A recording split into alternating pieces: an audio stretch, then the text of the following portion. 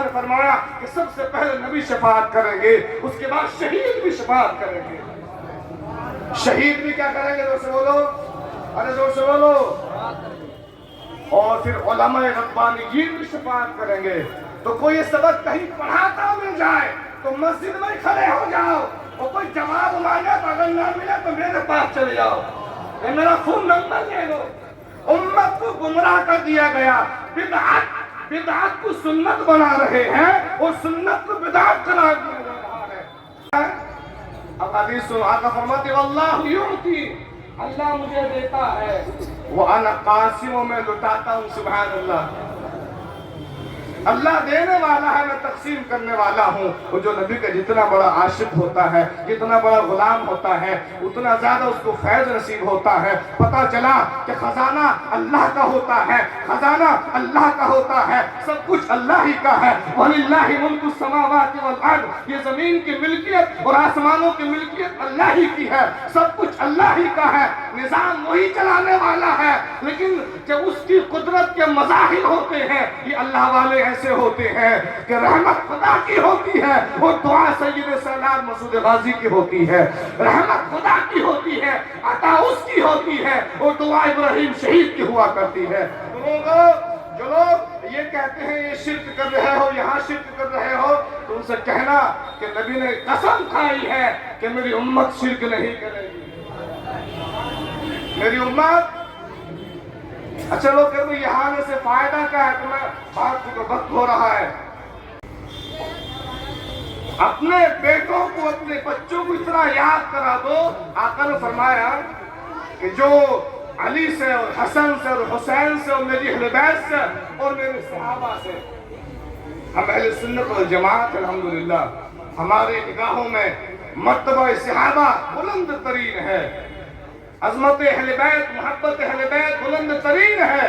ہم دونوں کو جدا نہیں کرتے، اور نہ ہم اہل بیت کے نام لے کر تنقیص صحابہ کرتے ہیں، اور نہ صحابہ کا نام لے کر تنقیص اہل بیت کرتے ہیں۔ دونوں کے اپنے اپنی شانیں ہیں، دونوں کے اپنے اپنے مرتبے ہیں۔ اللہ کریم ہم سب کو صحیح سمجھ عطا فرمائے، اللہ کریم ہم سب کو صحیح سمجھ عطا فرمائے۔ اور یہ اللہ والوں کے دربار میں آنے کا فائدہ یہ ہے کہ لوگوں یہاں آنے کے بعد خوش عقیدگی ملتی ہے، خوش عقیدگی ملتی ہے، اور یہاں سے درس دیا جاتا ہے۔ بڑے بڑوں کو دیکھا ہے، بڑے بڑوں کو دیکھا ہے، جب دنیا کے ڈاکٹر جواب دے دیتے ہیں، جب دنیا کی میڈیسن جواب دے دیتی ہے، جب دنیا کے اطباء عاجز آ جاتے ہیں، جب لوگ دلی سے واپس آتے ہیں، میں مشامہد کا گواہ ہوں، جب لوگ بمبئی سے لوٹ آتے ہیں، کہتے ہیں امام صاحب دنیا والوں نے جواب دے دیا ہے، ڈاکٹروں نے جواب دے دیا ہے، میرے بچے کو یہ مرض ہو گیا ہے، دلی والوں نے جواب دے دیا ہے، اس کو کہاں لے کر جاؤں؟ دنیا جہان کے ڈاکٹر جواب دے چکے ہیں، اب کیا کیا جائے؟ جب کوئی نظر نہیں آتا، جب کوئی سارے در بند نظر آتے ہیں، ایسے وقت میں سید سالار مسعود غازی کا دربار نظر آتا ہے۔ ایسے وقت میں سید سالار مسعود غازی کا دربار نظر آتا ہے، اور وہ جو وہ عطا کرتے ہیں، عطا اللہ کرتا ہے، تقسیم مصطفیٰ کرتے ہیں، اور مصطفیٰ کے وسیلے سے ان کے غلام تقسیم کیا کرتے ہیں۔ اچھا مجھے یہ بھی اللہ عطا کرنے والا ہے، اللہ بولو۔ حدیث کا ایک جز سنیے، ایمان تازہ ہو جائے، درود شریف پڑھ کر سنائے۔ اللہ تبارک و تعالی حشر کے دن کچھ اپنے نیک بندوں سے، ولیوں سے یہ فرمائے گا تم جنت میں چلے جاؤ۔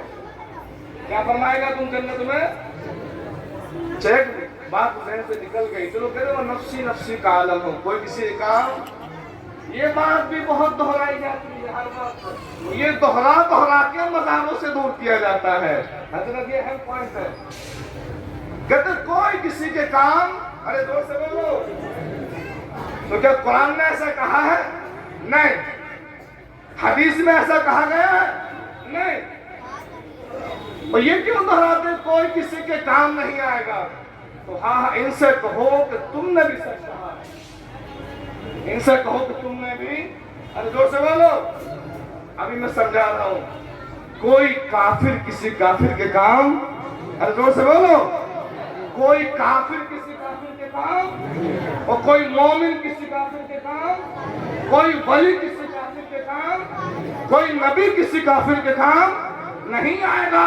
پتہ چلا جو کافر کافر کے کام نہیں آ سکتا ہے، کوئی ولی بھی، نبی بھی، شہید بھی کسی کافر کی شفاعت، یہ عقیدہ بھی صحیح کرو اپنا، وہاں بھی شفاعت ان کی ہوگی جن کے سینوں میں ایمان ہوگا، جن کے سینوں میں کیا ہوگا۔ تو کوئی یہ کہے نا، کوئی کسی کام نے کہا تم بھی ٹھیک کہہ رہے، تم خود ہی فیصلہ کر لو، کوئی کام نہیں آئے گا۔ ہمیں تو قرآن نے یہ کہا ہے، من ذا الذی یشفع عندہ، کون ہے جو اللہ کی بارگاہ میں شفاعت کرے، الا باذنہ، الا مگر جسے اجازت دی جائے گی وہ شفاعت کرے گا۔ یہ تو آیت الکرسی ہے، ہماری بہنوں کو بھی یاد ہوتی ہے، اس آیت کا ایک حصہ پڑھ کے گمراہ کیا جاتا ہے اور اگلا حصہ چھوڑتا ہے، کوئی کسی کام نہیں آئے گا تو کیا فائدہ ان کے مزار پہ آنے سے، کیا فائدہ، کہتے ہیں باباؤں کے پاس کیوں جاتے ہو۔ اور حدیث سنو، آقا فرماتے ہیں قلوب العارفین مصابیح الہدی، اللہ کے ولیوں کو جو دل ہوتے ہیں وہ ہدایت کے چراغ ہوا۔ تو کوئی اگر آپ سے یہ کہے کوئی کام نہیں آئے گا تو کہو ٹھیک ہے، تمہیں کوئی کام نہیں آئے گا، ہمیں تو کام آئیں گے انشاءاللہ، ہمیں تو کہا تم نہیں مانتے تمہارا نصیب ہے، ہمیں تو قرآن نے یہ کہا اللہ اجازت دے گا نبیوں کو، سب سے پہلے میرے آقا شفاعت فرمائیں گے، سب سے پہلے میرے آقا شفاعت فرمائیں گے، اس کے بعد اولیاء بھی شفاعت کریں گے۔ اقسام الشفاعت